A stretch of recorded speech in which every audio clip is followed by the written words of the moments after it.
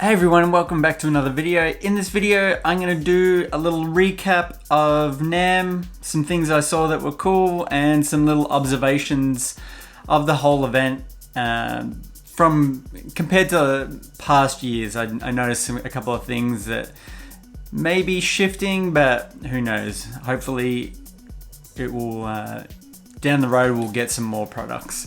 So one of the things I noticed right away with the festival is that it seems to be getting a little smaller compared to pre-pandemic, when there were a lot of companies and a lot of events going on. This year it was even smaller than last year. I thought last year would have been smaller just because it was that first one back from COVID and everyone's sort of getting used to everything. And then this year seemed smaller than last year again. There was just less brands there, less big companies showing different products, and just less, like, you would go around to the, like, pre-pandemic, you would go around to the event and you would see a lot of other products that you wouldn't necessarily see online, but you would just stumble along them and you check them out, and it might be something cool, might not, but it's cool to just see what else is out there, apart from being very, like, seeing what the big brands are doing. I think that everyone, at least in the synth world, might be moving to Super Booth. It might be a more synth-friendly festival and an event. And I found that the only real new product that people were talking about and that was kind of released just prior to NAMM was the Polyend Tracker Mini.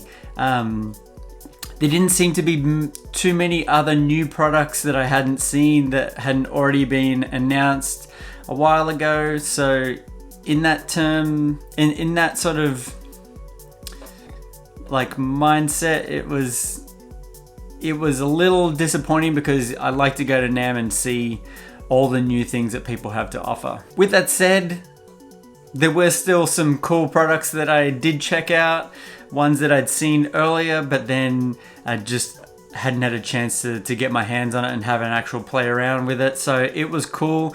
One of the main ones, as I said before, was the Polyend Tracker Mini. I have the M8 and I love it.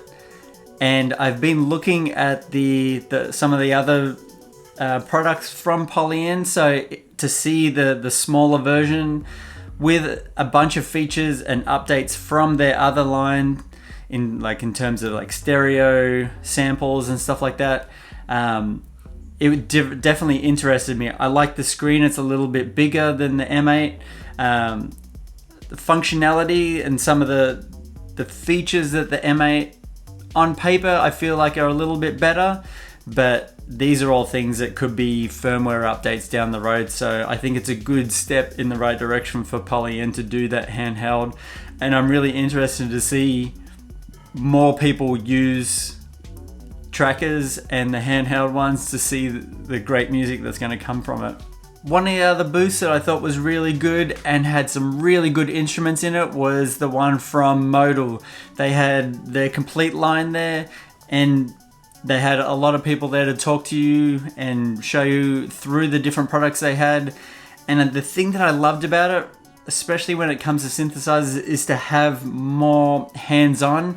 That's the thing that I love about the Novation Peak, is just to have as much functionality as possible on the actual device, rather than having to menu dive and maybe click a mouse and whatnot.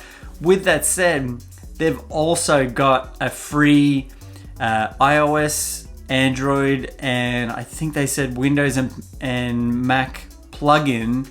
So if you're more of the plugin world, you can use that to program the synth if you're that way, if you're faster with using a plugin rather than the hands-on sort of thing. So it was cool that they realize that a lot of people like the hands-on, but there's still a massive part of the market that love to just click the mouse, and really that's better for their workflow.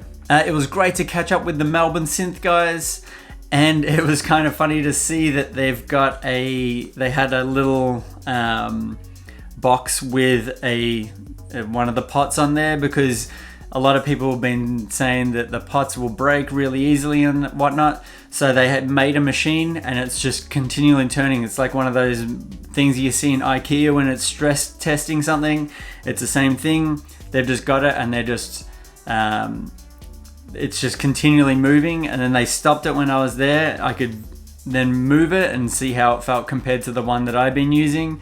And then they started it back up again and it feels just exactly the same as mine. So yeah, it was really good to see those guys again and see how that company and that product is growing. It was cool to catch up with the team at Elektron and especially my buddy Ricky.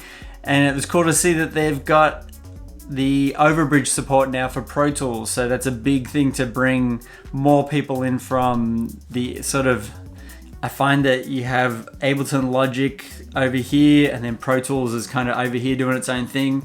It's cool that they've got all that going together and hopefully more people will adopt overbridge and more people adopt Elektron instruments, so then we can see them produce more instruments and then hopefully that company can grow a bit more and we'll get more cool things to make music with.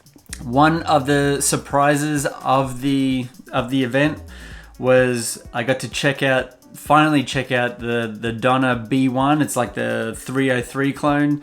There's a ton of videos of it online and I'd heard a couple of them and I thought that sounds pretty decent, but then when I actually got to go and play it, it is probably one of the closest to the real 303 sound that I've heard compared to the other sort of reproductions. Obviously the Avalon and the replica 303 are still the best. They're still going to be the best ones, but for I think I saw it secondhand for like just over $100. It is so, like, if you're looking for a 303, that's bang on one of the, I think, best value for money. They didn't give me any money for this, but I know that I'm always looking for deals, so other people are definitely looking for deals. And I think that if you're looking for a 303, you just want that standard sort of acid house sound, it's really, really good value. Now, one product that I did miss, but I spoke to one of my friends who I met up after the event, was the Freqport by Freqtube. And I checked it out online and it looks really good.